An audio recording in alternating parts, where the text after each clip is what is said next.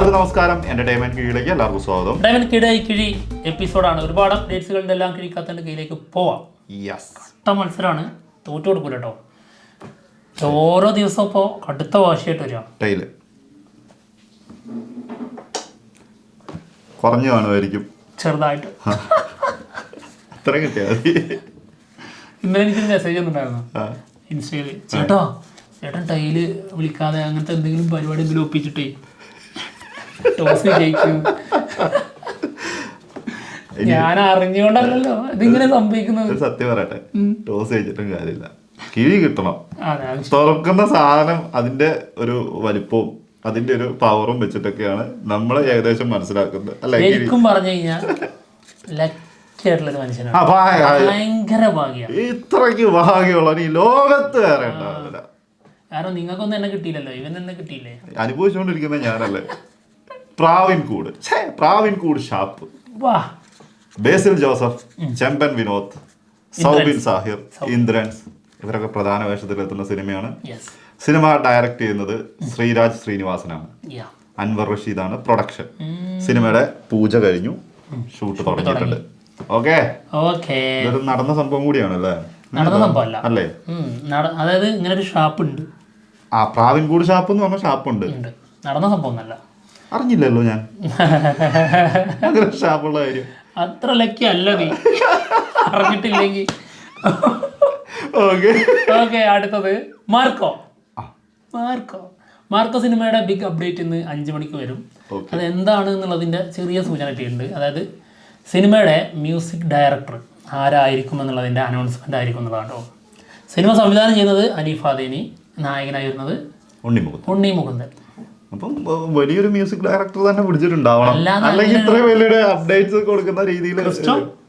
Cristo തിളങ്ങി നിൽക്കുന്ന ആളാണ് സുഷിൻ ശ്യാം, ക്രിസ്റ്റോ, പിന്നെ ആരായിരുന്നു? പിന്നെ ജസ്റ്റിൻ വർഗീസും.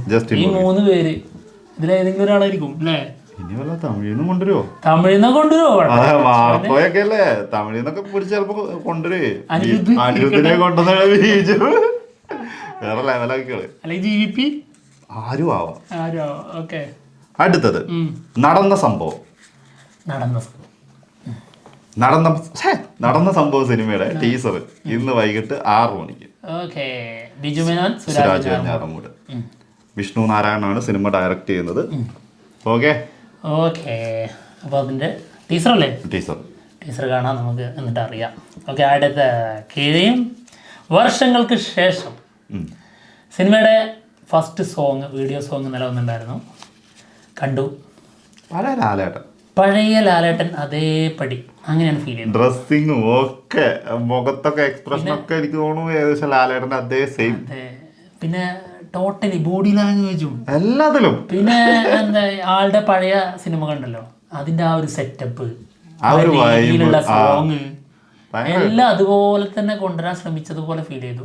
സംഭവം അങ്ങനെ തോന്നുമ്പോൾ നമുക്ക് തോന്നുന്നൊരു കാര്യമാണ്, സിനിമ ലാലേട്ടൻ തന്നെ ആയിരിക്കുമോ പ്രണവ് മോഹൻലാൽ സിനിമയില്?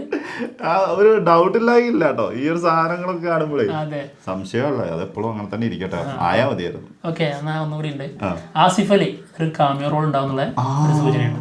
അതും കേൾക്കുന്നുണ്ട്. ബിഗ് ബസ്സാണ്, എന്താന്ന് അറിഞ്ഞൂടാ, നോക്കാം നമുക്ക്. കേൾവി മാത്രമാണ്, സത്യമാണെന്ന് അറിയില്ല കേട്ടോ. നിങ്ങൾ കേട്ടോ, ഞങ്ങളെയും കൂടി എന്തിനാ കേൾപ്പിക്കുന്നത്? അടുത്തത് ഓക്കെ, വാടിവാസൽ സിനിമയിലെ സൂര്യനെ നമുക്കറിയാം, സൂര്യക്ക് കർണ ചെയ്യേണ്ടത് കൊണ്ട് ഒരു സിനിമ ഇത് ഒഴിവാക്കേണ്ടി വരും എന്നുള്ളത് വന്നിട്ടുണ്ടായിരുന്നു. അപ്പൊ സൂര്യനെ മാറ്റിയിട്ട് സൂര്യനെ സമീപിച്ചിട്ടുണ്ടെന്നാണ് കേൾക്കുന്നത് കേട്ടോ. ചെറിയ മാറ്റലുള്ളൂ, സൂര്യനെ മാറ്റിയിട്ട് ധനുഷിനെ സമീപിച്ചു എന്നുള്ളതായിരുന്നു കേട്ടോണ്ടിരുന്നത്. അത് മാറിയിട്ട് ഇപ്പൊ സൂര്യയിലേക്കുണ്ട്. അപ്പോ ഡൗട്ടൊന്നും തോന്നുന്നില്ലല്ലോ, സൂര്യല്ലേ? സൂര്യയുടെ സിനിമ അപ്പം വിടുതല പാർട്ട് 2 കഴിഞ്ഞിട്ടല്ലേ വാടിവാസൽ ചെയ്യുന്ന പറയുന്നത്. അപ്പം അതിൽ നിന്ന് തന്നെ അങ്ങോട്ട് പോയാൽ മതിയല്ലോ. ചാൻസ് കൂടുതലാണ്, വളരെ ചാൻസ് കൂടുതലാണ്. എന്തായാലും വാടിവാസൽ ഇരുന്ന് കിട്ടിയെന്ന് കരുതിയിട്ട് ഇനി അഹങ്കരിക്കണ്ട, ചെറിയ സിനിമയായി ആണല്ലേ. സൂര്യനെ കുറിച്ച് പറഞ്ഞാലും ചെറുത് തന്നെയാവും. പറഞ്ഞോണ്ടല്ലോ ഇപ്പൊ സൂര്യയുടെ സിനിമ ഇപ്പോഴും ഒഴിവാക്കി എന്നുള്ള കൺഫർമേഷൻ ഒന്നും വന്നിട്ടില്ലേ? നടക്കും, അതുകൊണ്ട്. ഓക്കെ, അടുത്ത കിഴി ദളപതി 69. സിനിമ സംവിധാനം ചെയ്യുന്നത് നമ്മുടെ വെട്രിമാരനായിരിക്കും എന്നുള്ളതാണ് ഏതാണ്ടൊക്കെ ഒരു 60-65% കേൾക്കുന്നത്. എന്നാൽ ബാക്കി ഇത്ര ശതമാനത്തിൽ പറഞ്ഞു കേൾക്കുന്ന 2 പേരുണ്ട്. ഒന്ന് ബാലാജി, മറ്റൊന്ന് കാർത്തിക് സുബ്രാജ്. അതായത് ഇവർ 2 പേരും ഓരോ സ്റ്റോറി നാരേറ്റ് ചെയ്തു. വൺ ലൈൻ സ്റ്റോറി രണ്ടുപേരും പറഞ്ഞിട്ടുണ്ട്. 2 ദളപതിക്ക് ഇഷ്ടപ്പെട്ടു എന്നുള്ളതാണ് പറഞ്ഞത്. ഞാൻ അത് കേട്ട് ഇങ്ങനെ സംഭവം പറഞ്ഞു. ഞാൻ വിചാരിച്ചു പിന്നെ ഇതെല്ലാം ചെയ്തുകൂടെ, സമയം വേണ്ടേ? ചെറുക്കന് രാഷ്ട്രീയത്തിൽ കയറിയിട്ട് തകർക്കാനുള്ളതല്ലേ. 2026 ആള് രാഷ്ട്രീയത്തിൽ മത്സരിക്കാനുള്ള സാധ്യത ഉണ്ട്. അപ്പം അതിൻ്റെ ഉള്ളിലായിട്ട് ഇനി ഒരു സിനിമ കൂടെ ചെയ്യാൻ കഴിയുള്ളൂ. 1 വർഷം അങ്ങനെയല്ലേ കഴിയുള്ളൂ. ഓക്കെ.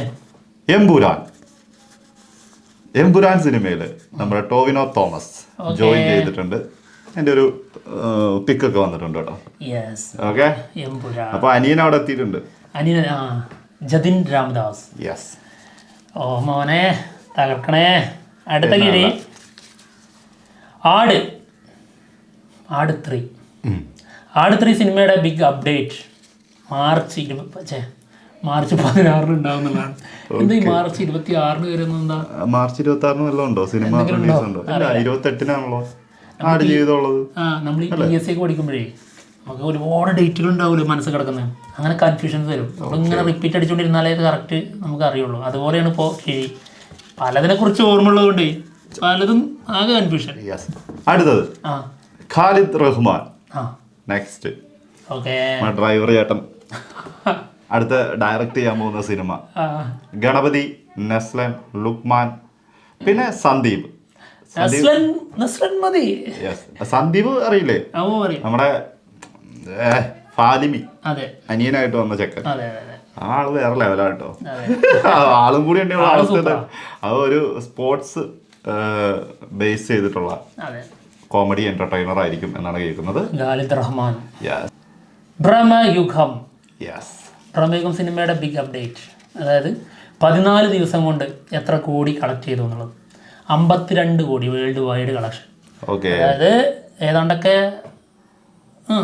അങ്ങനെ പോകുന്നുള്ളൂ. ഇപ്പോൾ ഭയങ്കര സംഭവബഹുലമായിട്ടുള്ള റണ്ണിങ് ഒക്കെ നിന്ന് തുടങ്ങുന്നതിന്റെ ലക്ഷണം. അതാണ് ഇപ്പോൾ കാണുന്നത്. എന്തായാലും 14 ദിവസം കൊണ്ട് ഇപ്പോഴും കേരളത്തിൽ 164 തിയേറ്ററുകളുണ്ട്. അതെ, അതും 3ാമത്തെ ആഴ്ചയിൽ. അതെ, അതും അപ്പുറത്ത് വമ്പൻ 2 സിനിമകളുടെ ബിഗ് ക്ലാഷും അതിന്റെ കൂടെയാണ് അല്ലേ? സത്യം. കൊണ്ടുപോവാ. എനിക്ക് ചെറിയൊരു ആശ്വാസമൊക്കെ ഉണ്ട് കേട്ടോ. എന്തിനാടാ? കിഴി കിട്ടിയതിന്റെ എണ്ണം നോക്കുമ്പോഴേ മഞ്ഞുമൽ ബോയ്സ് സിനിമയുടെ നമുക്കറിയാലോ കഴിഞ്ഞ ദിവസം 50 കോടി ക്ലബിൽ കയറിയിട്ടുണ്ട്. 7 ദിവസം കൊണ്ട്. ഇനി വേറൊരു സംഭവമാണ് പറയാൻ പോണേ. തമിഴ്നാട്ടില് 150 സ്ക്രീനില് മലയാളം വേർഷൻ കളിക്കുന്നു. നോൺ ഡബ്ബഡ് വേർഷൻ 150 തിയേറ്ററില്. നല്ല കിട്ടലാട്ടോ. പിന്നെ മാത്രല്ല അത് അവിടെ ശരിക്കും പച്ച പിടിച്ചു എന്ന് പറയാം. ഗുണ സിനിമയുടെ ആ ഒരു സംഭവം. പിന്നെ തമിഴ് കൊടൈക്കനാലാണല്ലോ കാണിക്കുന്നത്. പിന്നെ അതിനകത്ത് സിനിമയിലാണെങ്കിലും ഒരു പകുതി കഴിഞ്ഞാൽ പിന്നെ തമിഴ് തന്നെയാണ് കൂടുതലും. തമിഴ് ആക്ടേഴ്സ് ആണ് വരുന്നത്. ഇതില് ഈ ചില സിനിമകൾക്ക് ഉണ്ടാവും ഭാഷ ഭയങ്കര പ്രാധാന്യമുള്ളത്. എന്നാൽ ഇതിനങ്ങനെ ഭാഷയൊന്നും വലിയ വിഷയമല്ല, പ്രശ്നമില്ല. അത് അങ്ങനെ കാണാൻ പറ്റുന്ന ഒരു സിനിമയാണ്. ഓക്കെ. എന്താണെങ്കിലും ഗംഭീരം. അടുത്ത കിഴി ദൃശ്യം.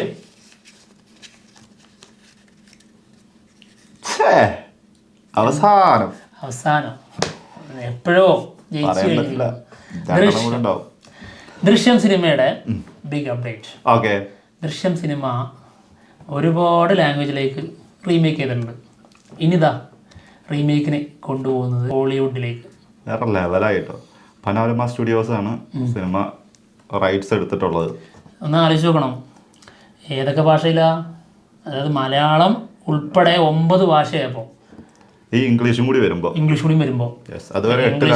ഹിന്ദി, തെലുങ്ക്, മറാത്തി, ഏതൊക്കെയാ കുറേ ഉണ്ട്. മറാത്തി ഇല്ലേ? ചൈനീസ്, പിന്നെ ചൈനീസ് ഉണ്ട്, കൊറിയ ഉണ്ട്, ജപ്പാനില്ല കൊറിയ ഉണ്ട്, ചൈനീസ് ഉണ്ട്. അതെ, അത് നോക്കിയിട്ട് ഇപ്പൊ പറയാം. ഇതൊക്കെ എന്ത് കളിയാ. പിന്നല്ല ഹിന്ദി, തെലുങ്ക്, തമിഴ്, കന്നഡ, മലയാളം, പിന്നെ അറിയില്ല സിൻഹള, പിന്നെ ചൈനീസ്, കൊറിയൻ, ഇംഗ്ലീഷ്. അപ്പൊ മറാത്തി ഇല്ല. ഓക്കെ, പൊളി. മോനെ പൊളി. അടുത്ത കിഴി ഈ കിഴിയിൽ നീ ഭയങ്കര സംഭവപരമായ സാധനം എടുക്കണം, എന്നാലും എന്നെ മറികടക്കാൻ കഴിയുള്ളൂ. എന്ത് ചിരിക്കുന്നു?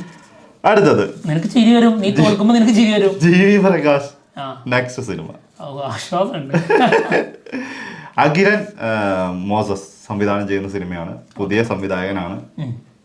സിനിമേന്റെ ഷൂട്ട് തുടങ്ങിയിട്ടുണ്ട് കേട്ടോ. ഇന്നലെ മുതൽ ഷൂട്ട് തുടങ്ങിയിട്ടുണ്ട്.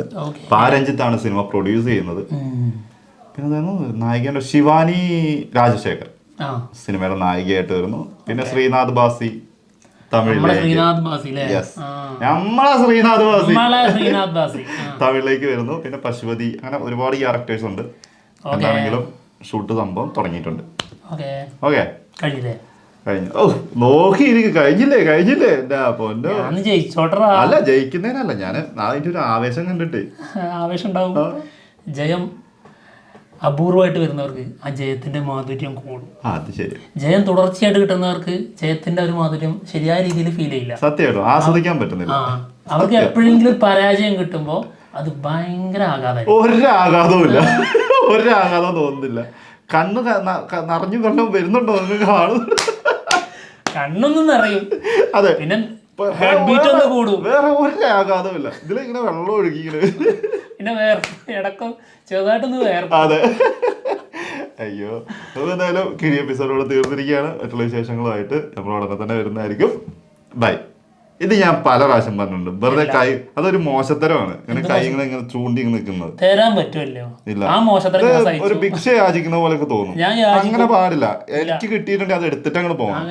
പിന്നെ അവരല്ല തരേണ്ടത്. എനിക്ക് നേടേണ്ട സാധനമാണെങ്കിൽ ഞാൻ പോയി ഞാൻ നേടിയെടുത്തു, ഞാൻ നേടി ഫിനിഷ് ചെയ്തു. അത് നമ്മൾ ഓടിക്കഴിഞ്ഞ് ഇപ്പോ നമ്മുടെ ഉസൈൻ ബോൾട്ട് ഓടി റെക്കോർഡ് ഇട്ടു. അതാണ് ആളുടെ പ്രയത്നം കൊണ്ട് ആളിട്ടു. പക്ഷെ ആൾക്ക് ഗോൾഡ് മെഡലും കാര്യങ്ങളൊക്കെ കൊടുക്കുന്നത് അവൻ പോയിട്ട് ഓടിപ്പോയിട്ട് എനിക്ക് തന്നില്ലെങ്കിൽ. ഇതാണ് ഞാൻ പറഞ്ഞില്ലേ, പരാജയങ്ങൾ അപൂർവമായി സംഭവിക്കുമ്പോൾ ആഘാതം സംഭവിക്കും. ഞാൻ അങ്ങനെ ആഘാതമൊന്നുമില്ല കേട്ടോ, ഒരു ആഘാതമില്ല. ഇത് ഒന്ന് ഓഫാക്കട്ടെ, ഞാൻ കരഞ്ഞു കാണിച്ചു തരാം. അത് പോവാണേ. ബൈ.